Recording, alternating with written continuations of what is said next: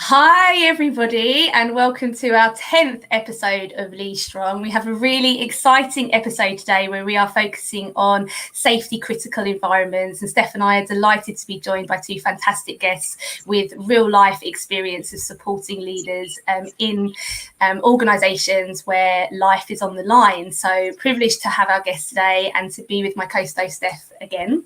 A little bit about Catfinity. We are a strengths-based consultancy specialising in assessment and development of strengths across all levels, supporting organisations through the employee life cycle. We have offices in London, Birmingham, Dublin, various locations in the US and Australia. And we've been going for about 16 years. Steph and I work together on our leadership proposition, which is called Altitude, which specialises in the assessment and development of strengths at leadership levels. So we are delighted to be here with you again today. Hi, Steph. Hey, Celine. Great to be here today, even though I think we should be broadcasting from outdoors as some of the so warm. I think it's all changing again tomorrow, isn't it? 28 degrees today and then all gone tomorrow. Yeah. Anyway, brilliant. I'm the Director of Development Solutions, work with Celine at Catfinity, and we've got two fabulous guests joining us today for this really, I hope, really exciting and interesting conversation. So I'd love it if you would introduce yourselves, guys, and also just tell us a bit about why you're passionate about leadership. So let me come to Rob first of all. Rob. Hi, my name is Rob Neale. I've worked in the NHS for the past 12 years or so, across a variety of roles, and currently work as business development lead. And the last 18 months, I was supporting the incident management in our response to COVID. Why I'm passionate about leadership, I guess I'd say my background, because where my degrees, etc., are in psychology. And so to me, leadership is such a fascinating human factor that can have such an impact that we're not quite aware of, even certain elements of it, but can change someone's career. It can make people enjoy going into work, can make people dread going into work, can really affect team performance. And there's so many nuances to it. So I really find that fascinating from that perspective. Absolutely. Brilliant. Well, great to have you with us, Rob. And Jenny, perhaps you would do the same. Of course. Hi, everyone. I'm Jenny. I'm a chartered occupational psychologist with about 15 years experience in training, selection, assessment. So similar backgrounds to yourself, Celine. And I work for NATS, which is the air traffic control service that controls aircraft across the whole of the UK. Within NATS, I'm head of training, design and development, which means I'm accountable for our operational staff's learning and training from when they join the organisation all the way through their careers, and including when they validate as air traffic controllers, which is a lot of people's dreams growing up. And why I'm passionate about leadership. Similar to Rob, actually, it's a facet, isn't it, that can influence at all levels in an organisation. You can't change anything if you don't have a fantastic leader. You can't get through the period we're just coming out of without fantastic leaders. There's such an influential position to be in. And the psychologist in me comes out all the time. Hard to contain that, hard to keep that caged in. Yeah, okay, lovely. Thank you both. Like I say, it's wonderful to have you with us. And Steph and I were really keen to do an episode that focused on safety critical environments, because I think, like a lot of us, we have emerged or emerging for the pandemic with I guess a kind of renewed awareness of our own mortality, just putting it really frankly. I think across the world we've had to face that in a way that we haven't before, and I personally have been giving a lot of thought to individuals that were working in that kind of environment or faced with that daily. You know, it's a new thing for a lot of us, but we've got people working in industries where, mortality and people's lives are on the line on a daily basis. And Steph and I have supported a number of industries by virtue of being practitioners in this field and working in a consultancy setting. So we're very privileged because we get to see lots of different organisations. But I must say that where we have individually and together worked with organisations like the ones that you work for is a very humbling humbling experience. And Steph and I always feel like we leave having learnt a lot about people and about people within organisations. So really that's the context for this conversation. And leaders within that environment is especially fascinating for all of the reasons that you two have just described. And I guess I'm interested really, given your first-hand experience, on your views on the role that a leader specifically plays in an environment where, there is life at risk. The decisions of people at multiple levels can ultimately impact on the mortality of someone. So a leader specifically, from your experience, what role does a leader play in that kind of environment? And I'll flip it and I'll come to Jenny first this time. Jenny, what are your views on that? So for me, in a safety critical environment, a leader is someone who sets the standards. So within our organisation, we have teams that are so high performing and such high capability. Leaders in our organisation have to set those standards from the outset in everything that we do. And coming with that is challenge. So an ability to challenge effectively and appropriately, but also being willing to be challenged yourself as a leader. And that's paramount across the organisation. Safety is obviously our number one priority at all times, and that's not changed. But actually, recently we've seen a different type of safety. So of that operational safety has not even changed. That is absolutely paramount. But actually, personal safety, the health and safety aspects in terms of wearing masks and all that, it's paramount. But in a safety critical environment, a leader, you've got to be authentic, you've got to be resilient, and all these words, and change ambassadors as well. We're going through a bit of an organisational change currently, and leaders are so important to that. I love this idea of being able to challenge others and being able to challenge back, and that clearly being really key for kind of catching things that could impact on that safety. Just your view, Jenny, on what a good leader in that regard does specifically to engender that kind of culture where that challenge is appropriate and accepted. Yeah, so we have a fantastic culture with that within NATS. So anyone can come to any leader with any issue, and it is supported. So for me, it's listening. So as a leader, we need to listen to everyone throughout the organisation, no matter on their role or the part they're playing, and then actually enacting on that and showing that we're doing something about it, but in a really positive way to learn lessons from what's happened.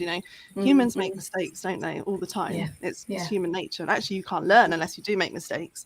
So for us, it's about how do we learn the mistakes of what's happened and then make sure that our teams remain this high performing unit across the organisation. Yeah, lovely, thank you. Okay, wonderful. And Rob, how about you, your reaction to that opener question around the role of a leader in that environment? Funny enough, Jenny somewhat stole what I was going to say. I feel it always happens in the safety critical environment, especially the NHS. My initial thought was the leader does set the tone. They're critical at setting that tone, and we tried to promote a just culture, and by that we mean that colleagues shouldn't be punished if there's been a mistake, but it's been within the remit of their training and their experience. But at the same point, negligence and violations of their duty of care cannot be tolerated at all. It has to be zero tolerance. So it has to be such a high performance because patient safety is at stake. So I think it's a very tough balancing act, but I think a leader can really help set that tone to make them colleagues aware that they will be supported if they come forward and it is the right thing to do.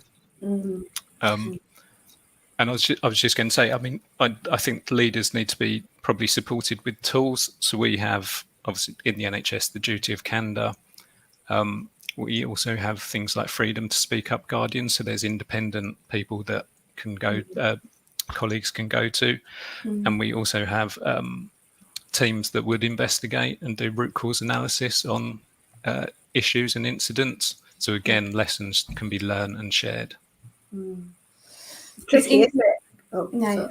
So I was just going to say, it's interesting that you both use the phrase high performing, and I feel like that term gets kind of bandied around in the more corporate setting on an appropriate basis, because we need high performing teams. But it's really striking me how that means something quite specific, and it's very, very, very critical, because obviously any dip in performance, right, is where you get the real impact on life ultimately.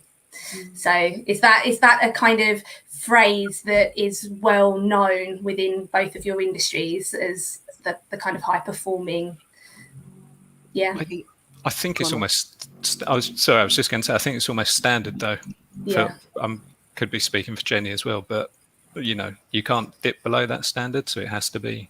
You don't consider it high performance because you can't really drop below it, if that makes sense.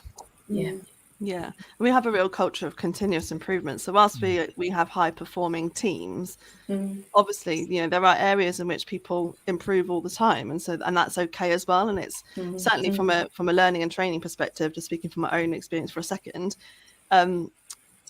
it's our job to provide the tools to controllers in this instance to make sure they are able to be high performing all the time, because actually they need to have the learning at their fingertips. They need to be doing it in the way that suits them according to their role. They're not in the office 9 to 5. We have a really different environment, much like I'm sure Rob does for the NHS staff. It's a different way of working, but high performing. And also such trust is placed on those individuals from a training and application of their training and capability perspective. You can't be anything other than high performing. The thing I picked up from both of your first answers was this need to be able to speak up around mistakes. And I guess psychological safety is critical in order to make it okay to put your hand up and say something has happened, or I've not seen something. What do you think leaders can do to create that? I'm aware I'm going off piste, folks, but I think surprise. Like, what do you think they can do to create that sort of psychologically safe environment where it's okay to speak up? Have you got thoughts, Jenny?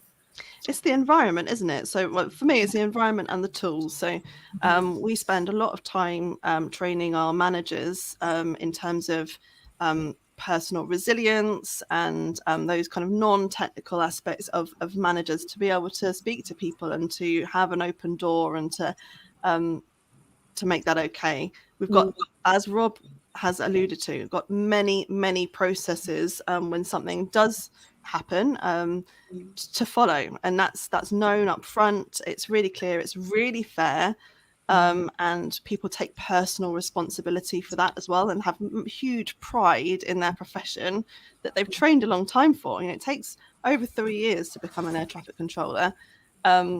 People are really proud of that.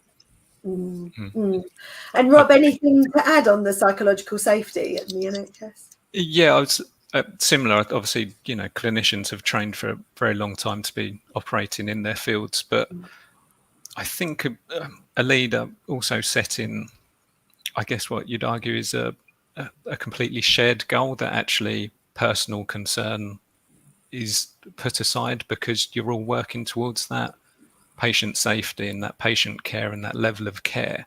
And that is ultimately the goal, hopefully fostered within the service. So actually someone doesn't have that concern about coming forward on how it looks for themselves and what issues may occur, because they're all convinced that is the goal they're working to. There's a bigger goal to be working towards. Yeah, that mission. Yeah, absolutely.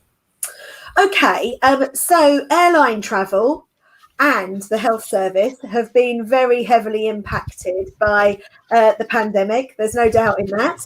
And I'm just wondering from both of you, what sort of leadership traits you've seen really shine through and be, transformative in helping the workforce keep going, which I imagine, particularly in the NHS, is probably still an issue today, keeping going, keeping on. Jenny, do you want to give your thoughts, first of all, on the travel industry? Yeah, I mean, to say it's been affected is an understatement, isn't it? It's just to put it into context. So in 2019, NATS handled 2.4 million flights worldwide. And across the UK, that is about 8,500 per day. And at the heart of the pandemic, we were down to 1,000 per day. So quite a stark difference. We're getting there now. It is obviously slowly increasing. We're kind of around about 4,500 a day. Okay. But from a controller perspective, it's such a difference in terms of the way that they were working. Coupled with that, obviously, the support around them. So we have a huge number of support staff, me of which included in that, are remote all of a sudden. You know, one day we're in the office, one day we're not. So leadership has been such a huge part in kind of keeping the workforce going. But unlike other industries, kind of more from a motivational and an energy perspective. So for me, leaders, the biggest thing I've seen is authenticity. So authenticity and communication. You know, I never thought we'd see the day where our exec were at home, you know, talking to us and communicating with us as their leaders. It was unheard of, and the way that we were working. So in terms of keeping us going, it's been really having that self-awareness as a leader and not being afraid to be yourself. Because actually that keeps the workforce going. So people are at home, they're homeschooling, they've got dogs, cats, crawling across. You know, that needs to be okay in keeping things going and kind of keeping that energy going. I know as a leader, it's been really hard sometimes. I've had to really have a word with myself before I go onto Teams and talk to my team. Think, right, what do I want to be perceived at in this time? I've read something yesterday actually around leadership shadow, and I think that's so relevant to the period we've just gone through in terms of what type of shadow as a leader do I want to cast in that moment. And let me just kind of, without being false or putting on a face, how can I be authentic but supportive at the same time to try and keep people going? Because we're getting to, you know, it's almost 2 years later, isn't it now? It's a hard slog for people who we've obviously kept up the operation as well. So some people have been in all the way through and have seen a bustling operational centre go down to one or two other people that they're not allowed to interact with from a kind of a personal safety perspective and COVID secure environment. And then we've got people who've been at home for 18 months. So that well-being piece as well as a leader in terms of really looking after people, but having to do that remotely. Certainly as a leader, I found that challenging and something that I've had to really, really work hard on. It's definitely taught us all of us leaders a lot about ourselves personally as well as in work, I think.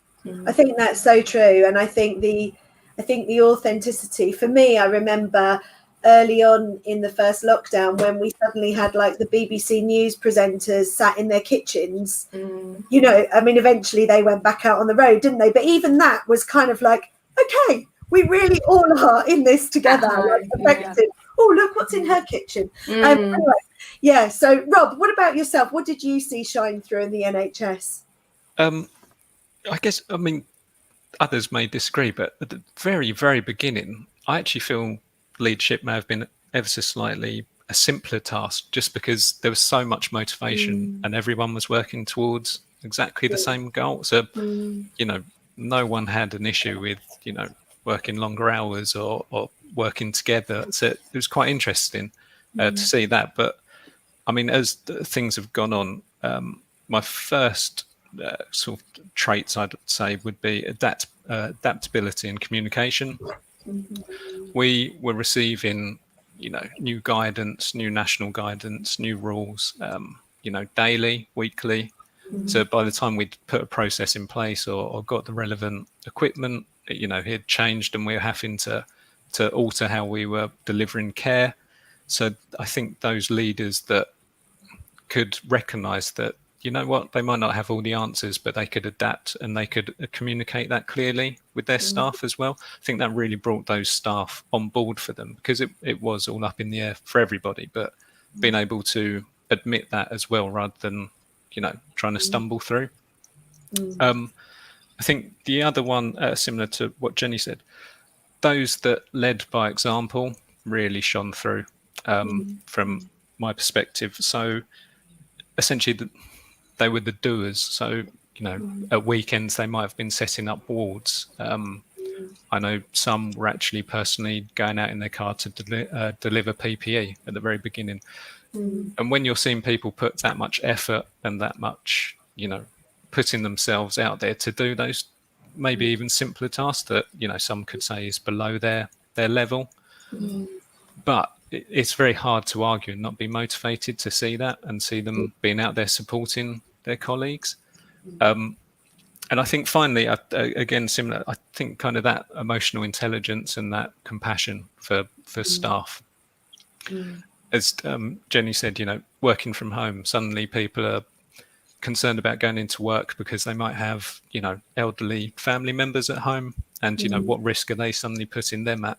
You know, people suddenly having to homeschool and work at the same time. They've never had that before. So actually, a good leader really, you know, maybe you don't work your 9 to 5, but it doesn't matter if you log on at 8 after the kids have gone to bed, so you can finish that piece of work. It's about, you know, again, adapting but appreciating what other people are going through and actually getting the best out of them and supporting them from that. Yeah, absolutely. It's interesting actually, Rob, because some of what you said really chimes with me. We did, I mentioned it to you before we went live, this webinar with some leaders from the NHS a few months ago, probably about 2 months ago. And I remember one of them talked about agility, but he specifically talked about how he noticed there were leaders who could do command and control, and there were leaders who could do consensual leadership and, you know, collaborate to get a decision. And what he really felt was that the leaders who excelled during the pandemic could flip-flop between those two and could easily move between those two stances, because there were moments where a decision had to be made, and with or without the team, you had to move forward as a leader. You couldn't wait to get everyone on board at that moment. And then there were other moments where it was really important to bring everyone together. So I think it's interesting that you picked up on adaptability, and I suspect it's, you know, it was a similar thought that he had there. Yeah, definitely. I mean, we were changing what we were saying should be done so regularly that you couldn't, you know, set yourself to, you know, in a solid stance and sort of even research what needed to be done and be sort of an expert on that topic, because it would change in a couple of days' time and we'd have to do something differently.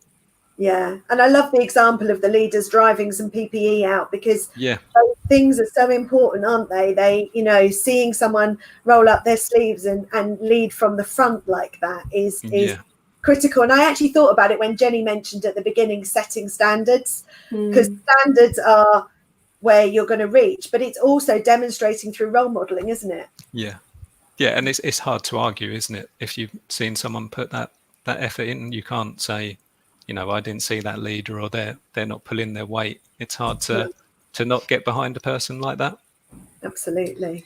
I think the thing that's been interesting for me hearing you both speak is, I mean, I've known Rob and Jenny for a number of years, and you've always been my friends and colleagues that have gone into honourable industries, and I've always kind of applauded that. I think what I hadn't really grasped pandemic-wise is how you two are in the thick of it as well, right? By virtue of working in that kind of industry and supporting people. So Robin, you were saying, you know, the guidance was changing daily. I mean, you're having to, both of you, take that in, understand it, distill it, communicate it back out. So you were in the kind of whirlwind as well. So just very quickly before we kind of wrap up, what were the key things that kind of kept you going personally as, you know, supporters and practitioners in those industries?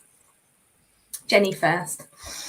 For me, it was collaboration's been key. I mean, I'm a very social person, as you know, Celine, and I'm used to kind of going and getting the answers that I need just by walking down the corridors and grabbing someone for coffee. So one of the biggest things has been actually setting time aside to really network with my colleagues across NATS and getting support from other people within my own team, but also in the wider NATS organisation, and keep up those networks of support, but in a different way, in terms of, well, let's have a Teams chat over coffee, let's, you know, and that kind of thing. So that side of personal resilience I find really important to keep up, because actually that's what keeps me going and keeps me energized, is other people's ideas. And kind of, we're really lucky in that we had introduced a lot of technology just literally about a week before lockdown. So we're able to do that kind of thing, you know, interactively, in a different way, and we've all been getting used to it together, leaders and staff. So it's that collaboration and just the resilience and taking time, the classics of going for walks, but making it okay for my team to do that as well. So not scheduling meetings kind of all the time. It's going to be really easy to be sat in this room for 8 hours, 9 hours, but actually that's not going to help me to then lead my team effectively. So doing a little bit of practicing what I preach and trying to. It's much easier to tell other people though, isn't it? I'm glad you were trying at least. And what about you, Rob? I mean, from my point of view, obviously I was supporting clinicians, and when you think what they were doing within the NHS, it was quite easy to stay quite motivated. So if anything we could do that could support and make their lives easier, so it's really quite easy to stay motivated. And probably for a good few months it was pure adrenaline as well, because you just it was completely new, and it was exciting's the wrong word, but it was fascinating. It was unprecedented, and you just kind of keeping the end goal in sight really, and it was quite easily to stay motivated around that. And same as Jenny, I think just personal resilience, determination, that we kind of just had to see it through. At the time, well, we didn't know it'd last for so long, so I probably wouldn't have volunteered to help as much. But, when you were in it, you were stuck. Yeah, exactly. Yeah, one day I was day job, next day for 18 months. It was completely different. But no, that's lovely. Okay, thank you both. So in summary, it's been a really fascinating discussion for the last half an hour, hearing from you both around your respective industries. Some kind of key things that I've taken away. We started the conversation looking at leadership generally within environments where life is on the line. And Steph and I heard some really fascinating pieces around leaders creating psychological safety, environments where it is okay to say that you're worried about something or that something has gone wrong, and really interestingly hearing that it's really powerful when people see that reciprocated by the leader. So the leader role modeling all those behaviours. We talked a lot about what it means to be high performing in healthcare or national air traffic control. My God, that is super important. Because any dip in performance can have catastrophic implications. We talked about listening, we talked about resilience and change. When we started to talk about the pandemic, I knew this conversation would be humbling, and it has been humbling. Jenny, you were talking about 2019 there being 8,500 flights a day. In the peak of the pandemic, only 1,000. So the scale of the change that your industry has gone through. And of course, Rob, NHS, absolutely unprecedented, crazy times. And you both spoke about leaders that you worked with that shone through for their role modelling, for their authenticity, for their great communication, for their focus on well-being. Really interesting thing that you said, Rob, was that when the pandemic started, actually leadership was possibly an easier task because you were so focused. And Jenny, I know you had the same on this kind of just getting through and tackling this monumental challenge that we were all facing. And I think that's now where we're at with a lot of industries is, well, what does the new normal look like, and how do we keep going once that initial peak of adrenaline has gone, and how do we kind of look after you? So really, really fascinating conversation. Thank you so much for sharing all of your insights.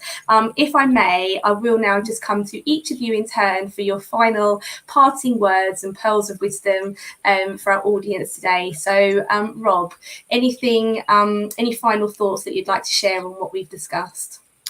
I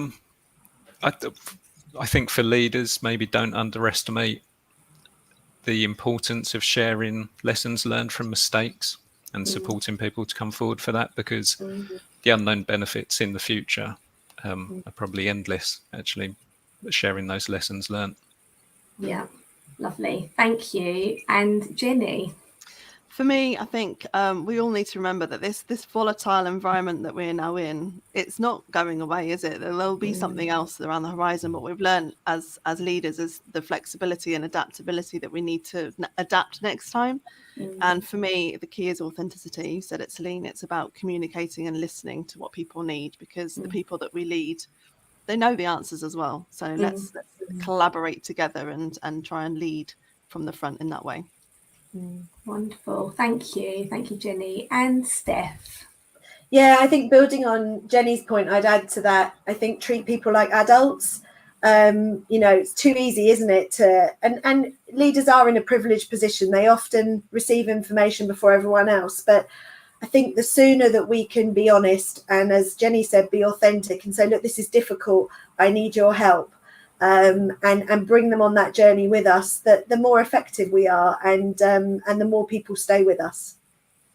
Thank you all for your time and for your insights and your candidness. It's much appreciated and a really fascinating conversation. Please do join us in 2 weeks' time for our 11th episode, where we'll be focusing on female leadership in the financial sector. So sure to be an interesting debate. For more information, please do follow Catfinity, follow Lead Strong, and join our new LinkedIn group, Lead Strong Together. And thank you everyone again, and see you all soon. Take care. Bye. Thank you. Bye.